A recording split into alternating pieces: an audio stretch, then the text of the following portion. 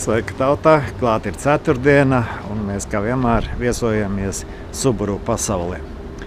Labu auto ir tas servis, kurā ļoti pārzina Subaru mašīnas, un tā kā es braucu ar Subaru, tad, protams, man tas ir interesanti, jo mēs ne tikai runājam par Subariem, mēs iesakām daudzas lietas, kuras cilvēki neņem vērā, un kuras var noderēt jebkuram.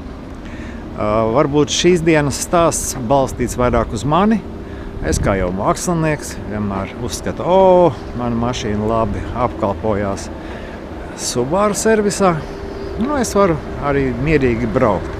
Līdz brīdim, kad tev kaut kāda riepa nolaiž nepareizajā vietā, un tad tu sāc rakāties un uztraukties, un ne tev donkrats īsti, ne tev kas.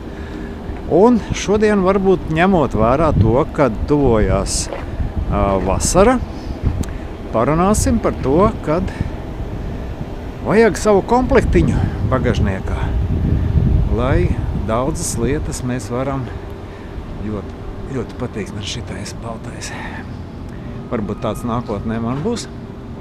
Lūk, Ainārs tur tālumā gatavo jau bagažnieku parādīt, kas ir oriģinālos automobīļos un ko vajadzētu ielikt vēl iekšā. Man doma, kad sāk apnikt čakarēties.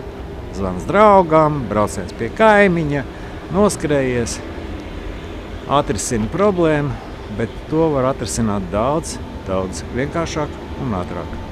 Par to šodienas stāsts.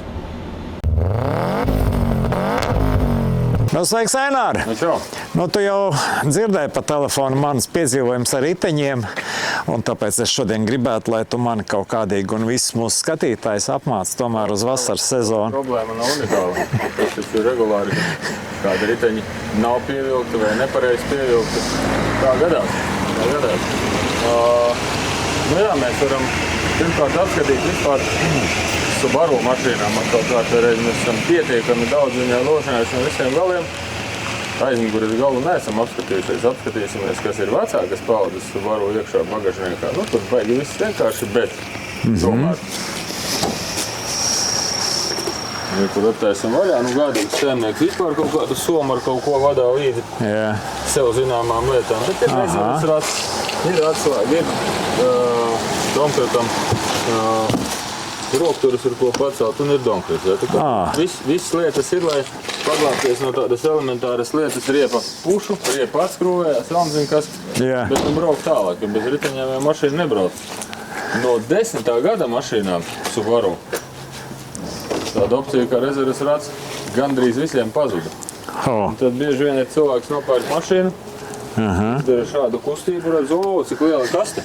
Jā, aliņas var salikt. Vairāk kustības. Tur ir vieta, un rezerves rats te nav iekšā. Jā. Bet ir citas lietas, kas ir līdzi, kas nebija vecākām mašīnām. Modernākām mašīnām nāk līdzi kompresors, kas ir darbināms no piepīpētāja, riepu putas. Tu esi paglābs, faktiski tev neko nevajag. Bet putas, es domāju, ka parunās jebkurā servisā vai sevišķi ar riepu servisu, tad izmantojot putas, tiek sabeigta riepa. Kādā ziņā riepu braukt jau varēs, bet normāli nobalansēt īsti vairs ne, jo putas jau skaidrs, ka viņas iekšā aizliemē, un ja tev ir kaut kāds mazāks caurums, tad var darīt arī citas lietas. Un plus, ko es ieteiktu visiem Subaru, vispār mašīnas īpašniekiem nokomplektēt mašīnu ar tādām elementārām lietām, pie kurām es esmu nonācis savas dzīves laikā, ko es paņemu līdzi katrai lietai. Man ir stāsts. Šodien pie tā nekavēsimies, bet es atvilkšu mazus ratiņus. Kur ir šādi te ratiņi un tāds elementārais komplekts. Neļu paņemt līdzi garākā ceļā braucot, mašīna izrādās terē. Var pieliet.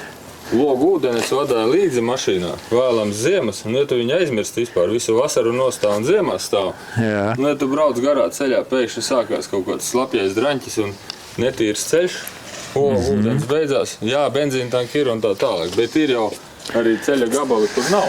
Tad tev viņš tur rezervētās tā vienmēr. Īpašs stāsts un ir agregāta siksni, tas ir priekš ģeneratoru un agregātu piedziņas. Šitāda elementāra lieta tev saplīst. Brauciens ir apstājies līdzīgi kā bez riepas. Siksna maksā 10, 15, 30 eiro. Iemet viņu līdzi, viņa dara tavai mašīnai, jo man tad pat viens gadījums bija tāds, ka cilvēkam no rīta, ziemas rītā kaķis sildījās uz motoru. Nestāstīšu, kas notika ar kaķi, bet siksna arī bija veikta. Evakuators servises problēma. Šāda lieta. Un tad riepām palīdzībā šāds komplekts, jebkurā padzindā, ka 5-10 eiro. Riepu remontam diegi, riepu remontam instrumenti, līmi. Es pat bišķiņu nodemonstrēšu, kā to var izdarīt. Pieļauj doma, ka normāli benzīna galvas to jau zina, ko es jaunu nepateikšu, bet ir jau cilvēki, kas ar to it nemaz nav saskārušies un parādīt, cik tas ir elementāri un kad nav vajadzīgs evakuators, nav vajadzīgs servis tam visam, ka to pats var izdarīt. It īpaši man dzīvojot laukos, kalns pa sevīm. Tos pašas gatavos instrumenti. Jā. Un rekur jau gatava. Tā riepai vēl bija citi defekti, bet rekur pieņemsim. Ir kaut kāda skrūvi pa ceļam paķert. Šitas ir pārspīlēti parādi, bet varbūt arī tik liela. Vienreiz savu tiltu paķēru riktīgi milzīgu skrūvi. Tad šī caurums, kur bija skrūvi, vienkārši mēs ar šo tādu kā urbi iztīram to vietu. Sanāk, šī gadījumā viņi ir jāporbina rasnāk. Bet par to nevajag baidīties. Mēs paņemam viņu vairākas reizes šurpu, turpu. Vai ir vieta tam remontu diegam, tas burtiski kā diegs. Ieliekam iekšā tādā adatā. Ieliekam iekšā tādā adatā tātī.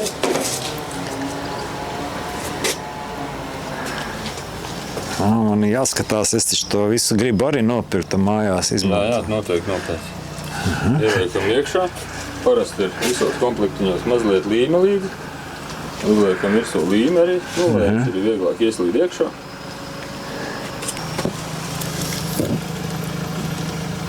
Iebāžam šit tik daudz. Hop, paliek. Riepa uzpumpē apmēram līdz 1 atmosfērai ar to pašu kompresoru, kas atrodams ir bagažniekā. Mirkli pagaida. Uzpumpē vajadzīgās 2 vai 2-3 atmosfēras. Šo te lieko, kad jau līme ir nožūs un nogriež smuki ar nazīti, tas diegs ieņem to cauruma formu. Riepa, ja ir šeit un mazs caurums, ir saremontēts. Diegs var būt 1, ir nākamais caurums, viņi var būt 2. Tas nekas īpaši. Vienkārši šādi var atrisināt, kad brauciens turpinās uzreiz. Uz maniem ratiem no manā bagažnieka atrodās ir instrumentu kaste. Protams, ir jau arī tādi, kas smējās, saka, ko tu taisies uz ceļa izdarīt. Bet man ir atbilde pretī tā. Ja man būs instrumenti, varbūt es neko nevarēšu izdarīt, bet ja man nebūs, es 100% neko nevarēšu izdarīt. Tad es labāk paņemu līdzi, kaut kādu elementāru lietu es varu pieskrūvēt. Ja kaut kas krīt nost, vai to pašu siksni man vajag samainīt, arī to es varu izdarīt, pateicoties tiem instrumentiem. Un vēl lieta par tavām riepām. Kas notiek servisos? Lielākoties visi skrien, kā ātri samainam riepas, ātri nākam mašīnu, tā tālāk, visu dara vienkārši ar pistoli. Pievelk, pistoli arī, viņa var uzregulēt to vienu spēku un it kā ar to rēķināties. Visi instrumenti dilst. Zūd arī tas pievilkšanas spēks, vai dažkārt viņš ir varbūt pat pa lielu. Pārvilkta riepa, manuprāt, ir pat vēl sliktāk kā nepievilkta riepa.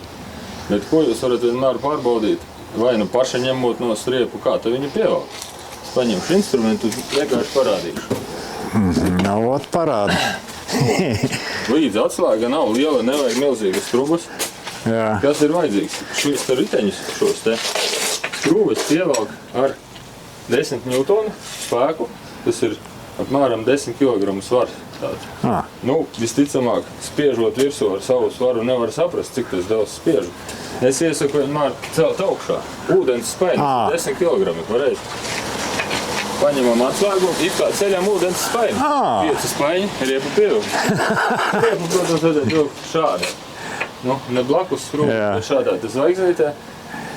Liels ieteikums ir vienmēr pēc riepu maiņas, apmēram pēc 200 km labais stils riteņus pārbaudīt. Ir labi pievilkti, vai varbūt kāds skrūvējās vaļā, vai kas, tad viens instruments, ja vajag cimdus un 2 minūtes darba. Šādas lietas, bet ko nevajadzētu darīt? Noteikti nevajadzētu darīt. Ko dara cilvēki? Uzliek atslēgu. Jā, kas notiek? Skrūve ar tādu zobiņiem ir šeit, grieziens ar zobiņiem iekšā, un šeit zobiņi iztur noteiktu svaru. Nu, ne svaru, noteiktu spēku, kas viņiem spiežās. Ja tas spēks būs pa lielu, viņi tiek deformēti.